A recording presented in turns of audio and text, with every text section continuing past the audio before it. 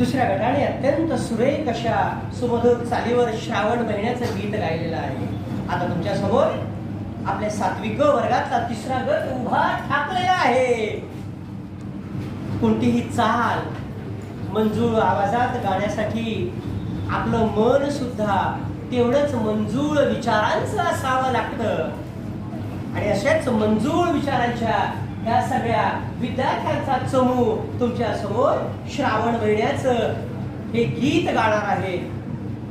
खिल्लारे ही चरता राणी गोपही पावा गात फिरे. सुंदर असं वर्णन आहे. श्रावण महिन्यामध्ये बैल गाय त्यांची वासरू हे मऊ मऊ लुसलुशीत गवत उगवलेलं असतं. ते खाण्यासाठी दिवसभर हिंडत असतात, बागडत असतात आणि त्यांना घेऊन फिरणारा जो गोपी असतो, गोप असतो, तो काय करतो, त्याचा वेळ दवडण्यासाठी पावा म्हणजे बासरीवर गाणं गातो. गायींना, वासरूंना, त्या जनावरांना, त्या खिल्लारांना गोपी पावा कसा वाजवतो त्याचा तो आवाज त्याला कळत असतो. असं हे सुंदर चित्रण श्रावण महिन्यामध्ये बघायला मिळत असतं. आणि तेच आपल्या सुरांमधून, शब्दांमधून ही आपली भावंड तुमच्या समोर गीत सादर करीत आहे.